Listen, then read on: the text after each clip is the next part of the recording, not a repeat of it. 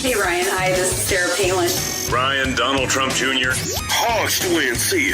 Hey, everybody, I want y'all to check out a fellow Marines podcast. My name is Ted Nugent, and I got a call from my buddy Ryan F. Samuels, and he wants me to tell you that he's a working hard, playing all-American son of a who is celebrating God, family, country. Welcome to the Ryan Samuels Show, one of the top political podcasts in the United States, where we have a healthy distrust for government and mainstream media. The Ryan Samuels Show is a raw, unfiltered look at American politics. Follow on Facebook, Twitter, YouTube, Rumble, and all podcast platforms. Here is your host, Ryan Samuels.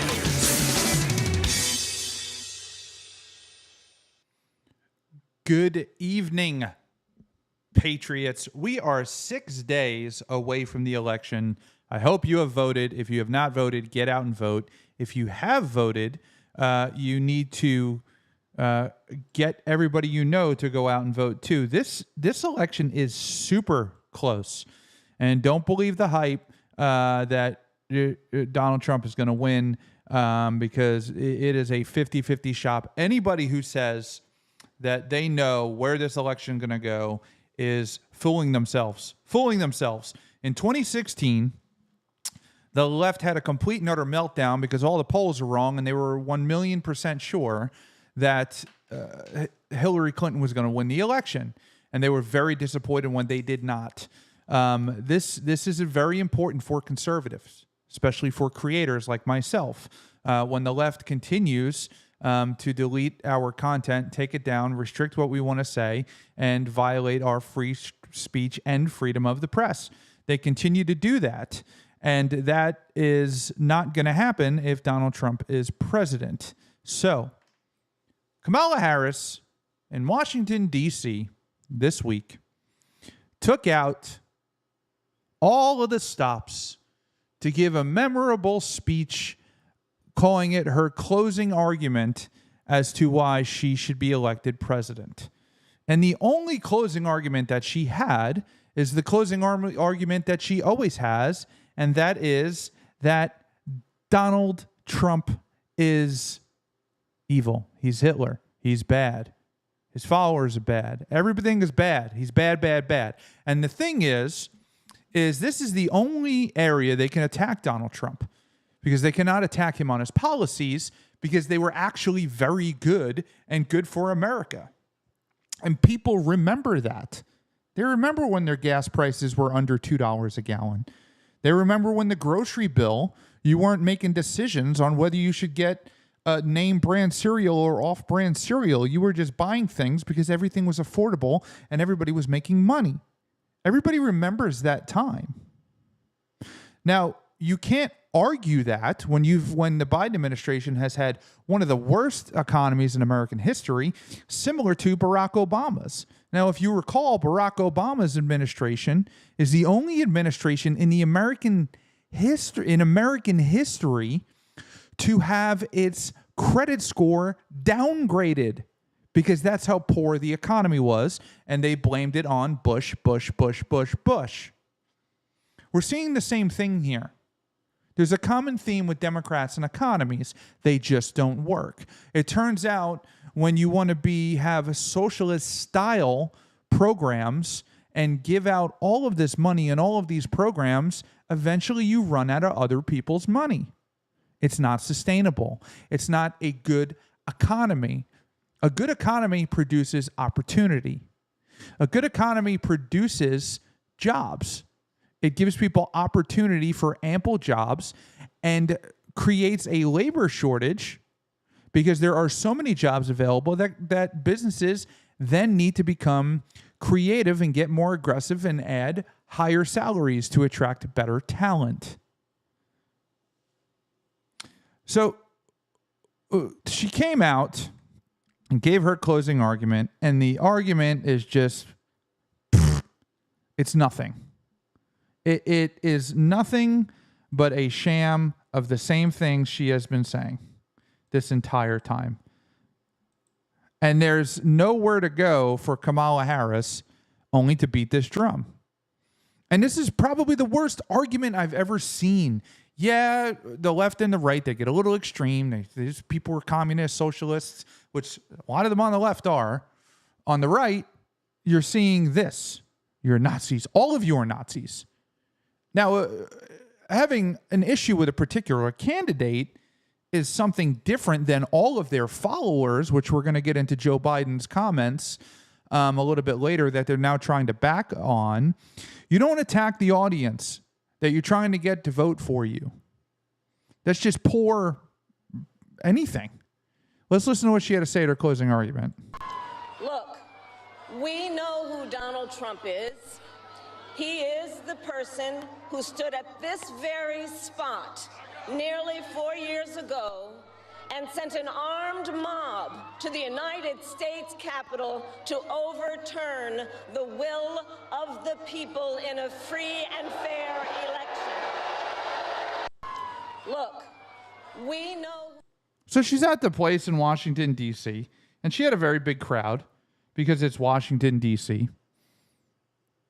And this is all she has to say is that January 6th, January 6th, January 6th.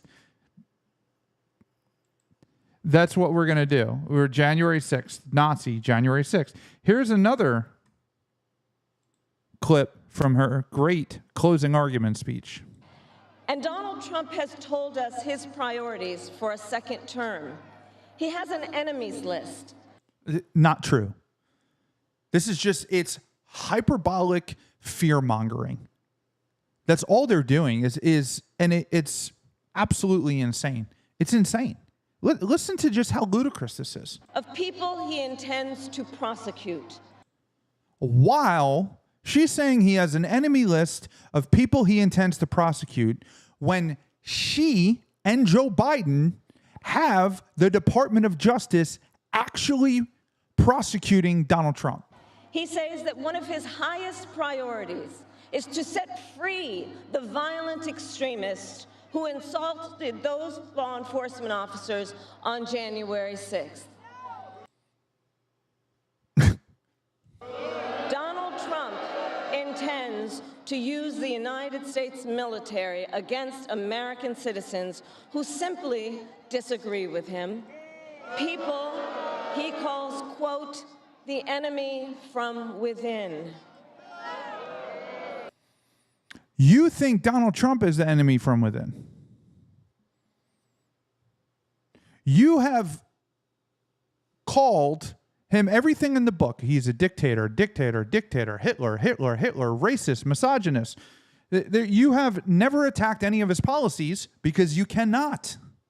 America, this is not a candidate for president who is thinking about how to make your life better. This is someone who is unstable, obsessed with revenge, consumed with grievance. Obsessed with revenge. That's what they're terrified of. They're terrified he's actually going. They never expected him to make it this far. They expected him not to get through the primaries or decide not to run again and just fade away into obscurity. And then he started winning. So we needed to raid Mar-a-Lago. And it just gives you the insight of what's actually going on in the government. And out for unchecked power. Donald Trump has spent a decade trying to keep the American people divided and afraid of each other. That is who he is. But America, I am here tonight to say that is not who we are. That is not who we are. Womp, womp, womp. Nothing. A big nothing burger. Big nothing burger. Just pushing hate. Just pushing hate. That's all that she did was push hate. And after all of this division, all of this hatred that Kamala pushed, Donald Trump released a tweet. Let me see if I can pull it up here.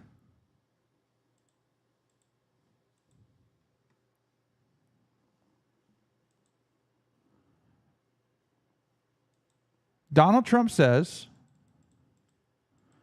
while I'm running a campaign of positive solutions to save America, Kamala Harris is running a campaign of hate. She has spent all week comparing her political opponents to the most evil mass murderers in history. Now, on top of everything, Joe Biden calls our supporters garbage, which is what Joe Biden said. You can't lead America if you don't love the American people. Kamala Harris and Joe Biden have shown they are both unfit to be president of the United States. I am proud to lead the biggest, broadest, and most important political coalition in American history. We are welcoming historic numbers of Latinos, African Americans, Asian Americans, and citizens of every race, religion, color, or creed. It is my desire to be president of all of the people. Joe Biden, if you haven't heard, we're going to get to that now, responded to the comedian Tony Hinchcliffe, which we did a show on. If you didn't watch it, it was a great show. You should go back and check it out and listen to it. But Joe Biden comes out and tries to address this comedian and completely destroys the whole momentum that Tony Hinchcliffe gave to the Democrats. So Tony Hinchcliffe said, I hear there's a floating pile of garbage in the middle of the ocean. Yeah, it's called Puerto Rico. And the left lost their minds, super offended. AOC, all an acting game, just political actors, fake outrage. And then gives a little bit of momentum to the left. They got some endorsements with Ricky Martin, Jennifer Lopez, the Latino community. And then Joe Biden comes out and says this. The only garbage I see floating out there is his supporters. His supporters. His demonization of seen as unconscionable, and it's un-American. The only garbage I see floating out there is his supporters. So that's anybody who supports Donald Trump. Anybody that supports Donald Trump. But this kind of rhetoric is not new to the left side of the aisle. It's not brand. It's nothing new. It's things that they have been doing for years, and we are just a lot of us are just now seeing it. Here is Hillary Clinton calling all of us, anybody who supports Donald Trump, deplorable. Grossly generalistic. You could put half of Trump supporters into what I call the basket of deplorables. Right? The racist, sexist, homophobic, xenophobic, Islamophobic, you name it. And unfortunately, there are people like that. And he has lifted them up. So you can see this basket of deplorables comment, it's not going away anytime soon. Now, people don't necessarily... This was a disaster for Hillary Clinton, but this is what they think of anybody who does not agree with them. This is precisely what they think of anybody who does not agree with them. Joe Biden has made comments like this before on the MAGA group, on the MAGA crowd, and how extreme they are. Listen to this. Because this MAGA crowd is really the most extreme political organization that's existed in American history, in recent American history. He's talking about half of the United States. Half of the United States. Anybody who does not agree with them is somehow a political enemy that needs to be dealt with. Here's Maxine Waters calling for violence against Trump supporters. Listen to this. If you see anybody from that cabinet in a restaurant, in a department store, at a gasoline station, you get out and you create a crowd. And you push back on them. And you tell them they're not welcome. If you see anybody... Because you oppose their views, you're not welcome in a restaurant or a convenience store. She wants Democrats to get together and create a crowd. get together and create a crowd and push you out of the restaurant. The left is not very tolerant of other people's views. Here is a clip of CNN discussing the Joe Biden comment. Now, there is some controversy out there, or whether or not he said this on purpose in order to derail Kamala Harris's campaign, because he's a little salty about being booted from the presidency. Let's listen to this. Why is he sitting in front of a laptop at the exact same moment Kamala Harris is out on his backyard trying to give the closing argument to her campaign?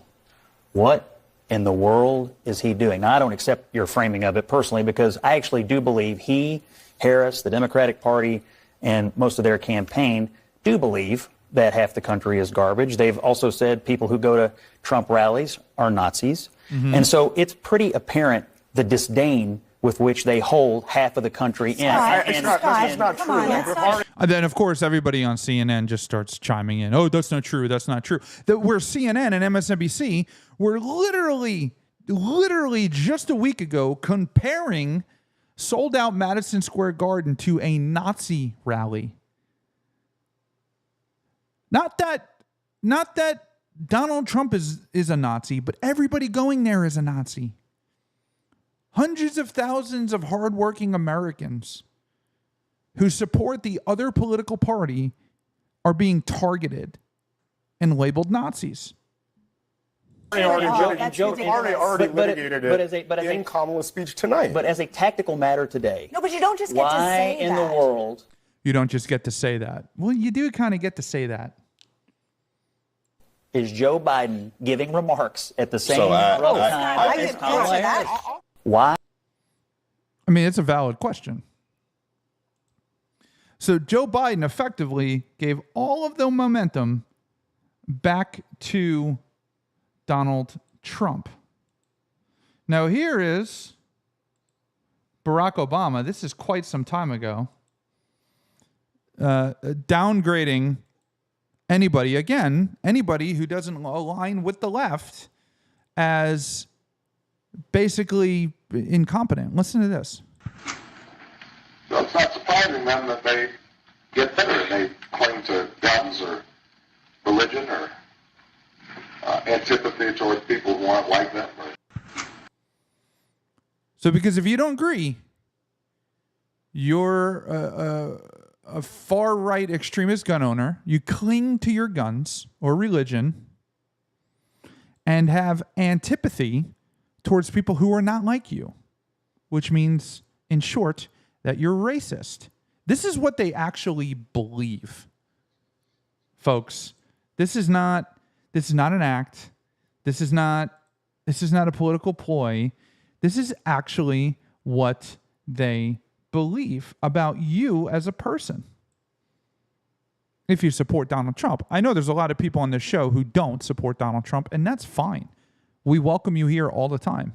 Trust me, I see you in the comment section. But we have to be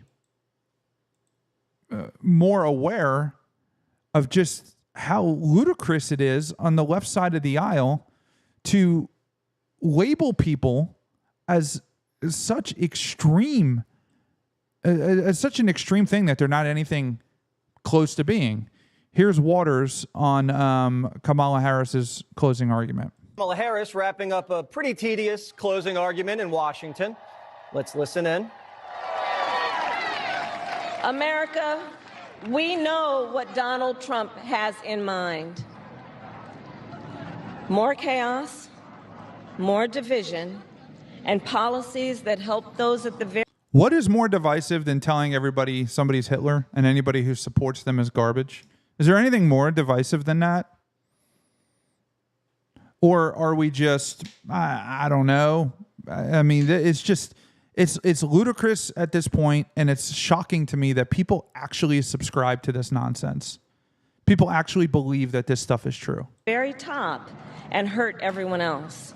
I offer a different path, and I ask for your vote.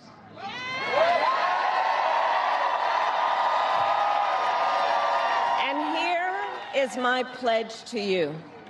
I pledge to seek common ground and common sense solutions to make your life better. I am not looking to score political points. Then what are you looking to do? I mean, you weren't even selected to run for president. You're there because Joe Biden is a doddering old man with a poor memory. That's the only reason that you're there. You were appointed. You weren't elected. You didn't run in the primaries. You would have lost. You were not favorable when you ran in the primaries. You were less favorable than Joe Biden when you were vice president. I am looking to make progress.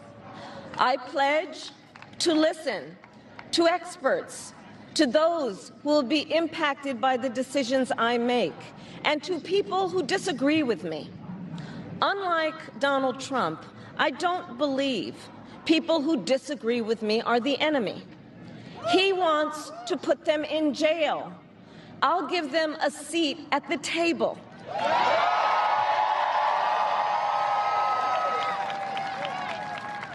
I pledge to you to approach my work with the joy and optimism that comes from making a difference in people's lives. And I pledge to be a president for all Americans. It's literally the opposite of what you're doing. And there's nothing new. That's the biggest thing to take from that, is that it's nothing new. Like, what you're saying is nothing new. You're not bringing any more substance to the table at all. You're just repeating the same old nonsense, hoping that it will cause people to go vote. And that's really what it is. That's the only thing that it is. And so while this happened, when Biden came on and called everybody garbage, or half the United States garbage, Trump was at a rally. Didn't hear it, didn't know what was going on. In Allentown, Pennsylvania, Marco Rubio was there, came up on stage and interrupted the speech to show Donald Trump, and this is how it went. Well, I wasn't going to say anything, but I have breaking news for you, Mr. President. You may not have heard this. Just moments ago, Joe Biden stated that our supporters are garbage.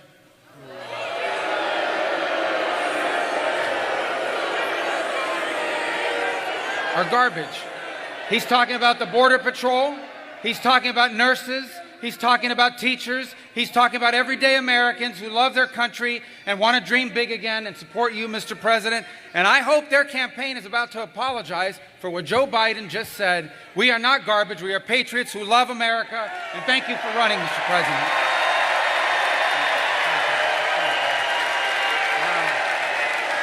Gave all 100% of the momentum back to Donald Trump, which I'm fine with. Wow.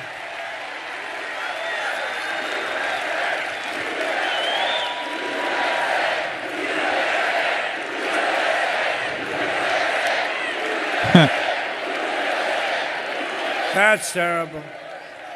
Here's what Trump had to say. Says. That's what it says.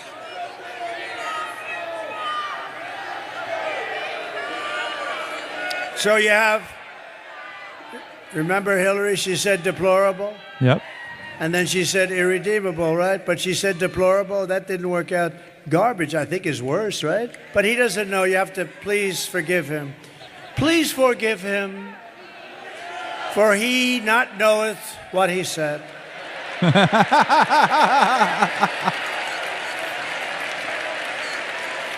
Oh my God, he's so funny. These people, it's terrible, terrible. Terrible to say a thing like that, but he really doesn't know. He really, honestly, he doesn't. And I'm convinced that he likes me more than he likes Kamala. Convinced. But that's a terrible thing. Also with us is a wonderful woman, highly respected. But that's what Donald Trump had to say about the situation and Marco Rubio. And it does not help the campaign at all. The right side of the aisle is going to take this and run with it, as they should, And the Tony Hinchcliffe comment is going to go right out the window. It's going to be yesterday's news. We've moved on from that. And now the polls are still neck and neck, but the betting markets are in high favor of Trump. So you can actually gamble on the United States presidential election, and you could do that at any time. And right now, I'm going to pull this up. They are predicting a 66.1% chance that Donald Trump wins the presidential election. That's the odds. So that's how people are betting. They're betting in favor of Donald Trump. Now, you have to ask yourself what demographic is actually betting and using this particular app, right? This is one of the only ones that I know about, but it is interesting to see who people are choosing. But according to the polls, they're extremely close. And you guys, you have to vote. You have to vote. Get out there, vote. It's too important. This is about censorship. This is about the deep state. This is about us being able just to buy groceries and have cheap gas again. Just for that, it's worth 15. I went to the library and voted. It took me 5 minutes. Literally, I walked in, handed them my identification. Crazy. You have to do that in Florida. Hand them your identification, cast your ballot, and then you leave. It takes 5 minutes. Just make sure you do it, and you bring a ton of people with you. Now, as far as the election goes, like I said, I have no idea which way it's going to go. I don't think anybody does. I think the polls are very, very close. Polls typically don't seem to be crazy accurate. There is kind of a rumor on the street that they have them neck and neck because they've been so wrong, completely wrong in the last two elections that they're afraid to have any be swayed one way or the other. So they're purposely have both of them neck and neck, right? It's interesting to see. Donald Trump, when he was on Joe Rogan, had a kind of a theory about polls. And basically that they're really not good. This is MSNBC 2 days ago. Let's watch this. Let's watch a little clip of this. Let's see here. Let's see what MSNBC has to say about the polls. You probably know is literally a week from tomorrow, which I'm having trouble wrapping my head around. But joining us now to break down where the polls stand as of today is our friend Logan Phillips of Race to the White House and offering exclusive content here at Breaking Points. Great to see you, Logan. Hey, great to be on. Look at that hairline. My man needs to just let it go and just shave your head, dude. Just let it go. Again, thanks, guys. It's over. Yeah, of course. So we've got a little clip here from Steve Kornacki over at MSNBC talking about how the polls have trended somewhat towards Trump. Let's take a listen to that. One thing we have noticed in the last couple of days, this is not all of the polls that are out there now, but we have seen a number, 4 in the last 4 days, that have shown very small, but in the context of this close race, potentially meaningful movement in Trump's direction. I don't want to overstate it, but at the same time, it's hard to ignore these 4. The CNBC poll came out the other day, has Trump ahead by 2. The Wall Street Journal poll, Trump ahead by 3. These are national numbers. Siena and the New York Times, a tied race. CNN, a tied race. The significance here is broader movement. Again, we're seeing in Trump's direction. To put this in some context, here is our current national polling average. Let me call that up on the screen for you right here. Harris continues to lead nationally. I want to stress that, but we've been tracking this every week on the air here. A couple weeks ago, this number was at 3 for Kamala Harris. Her lead in the poll average now down to 1.2 because of some of the numbers that I just showed you. Of course, the swing states, the battleground states are going to be what decide this election. And look how close those are. We see 1.2 nationally. Just about all these swing states are even tighter than that. And even Trump's lead is in the margin of error, right? So it's like a 2-point margin of error. So if he's 0.8 away, he could be 0.12 behind. You know, so that's something to keep in mind too. And this was 2 days ago. They change every day. They change every minute. Those polls that Kornacki references there is the New York Times Siena poll, which of course people pay a lot of attention to. You can put this up on the screen. This is, I believe, their final national poll before Election Day. And it does show the two of these candidates tied, 48%. So what are you seeing in terms of the trends as we head in here to the final stretch? Yeah, the trends are that the race went from razor tight with Harris having a slight edge to razor tight with basically it being even, maybe the slightest of edge of Harris in the key swing states. So the movement is real, fortunately for Harris, and it's unusual to say this for a Democrat's perspective. The election is decided by the Electoral College versus the national vote. Right. And while Trump is gaining in swing states, the gain is a little more subtle, except maybe in Wisconsin where he seems to be gaining a little faster. Got it. All right, so if we stick with that and we continue down some of the data points that we have, can we put the next one up on the screen? We saw here, multiple things showing tied. Now, as you just mentioned, can you lay out why maybe the popular vote will not be as a deciding factor this time around? So what I mean by that is usually the rule of thumb with Republicans is that if the Democrats are losing the popular vote or even polling the popular vote within 1 or even 2 points, and that usually means that there's an Electoral College bias to the Republicans. Something we've been trying to prime the audience for is this may be changing because of Republican shifts in deep blue states, places like California and in New York. Should we read into it that way and contextualize it in the swing states, like you said? Yeah, I do think that Harris probably needs to win the popular vote to win, and on average, she's leading the polls by like 1.5 to 2 points. Okay. Nationally speaking, and it's still in the margin of error. It's still in the margin of error, but Trump is going for the popular vote, and I think that's why we're seeing him. His new thing is he calls it too big to rig. That's what he wants it to do. He wants it to be too big to rig. He wants everybody to vote. He's campaigning in New York, Madison Square Garden, at a barbershop in the Bronx. He's going for the popular vote. That's what he wants. He wants to win the popular vote and the Electoral College so that nobody can say anything about this election if he wins.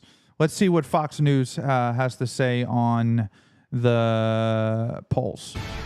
So watching this early voting is so interesting. We have 50 million ballots that have already been cast ahead of Tuesday's election a week from today. So in the battleground states where we have data. So registered Republicans hold an advantage with the early voters. Now, you don't know if that person absolutely voted Republican, but they're registered Republican voters. So when you add this up in the places where people declare themselves as such, and they don't do that in all the battleground states, early voters in Nevada, Arizona, and North Carolina, Republicans are all ahead in early voting, people who registered as such. And this is something we've never seen before. We have never seen the Republicans lead in early voting. But everybody's so concerned about all of the information that was passed around on Trump's side in 2020 that they want to make sure that it's done right. Democrats currently have the edge in Pennsylvania. According to the University of Florida's election lab, those numbers have moved around a bit, but that's the data that they are showing today. I'm so excited because Bill Hammer is with us, co-anchor of America's Newsroom and the person in charge of the billboard and the guy who knows more about every one of these counties and how they voted last time and what we're watching. So Bill, 70. This way to understand this, Martha, here's what we got. Path at 270, she's at 225, Trump's at 219. Let me just make an adjustment because in your last segment, we've got Arizona leaning toward Trump right now, okay? So let's just put that on the board for the moment. The easiest path for Kamala Harris to get to this number runs through the upper Midwest. She's got to win. Basically, Kamala Harris has to win the entire northern swing states to pull this election off, which she can do because they're all neck and neck.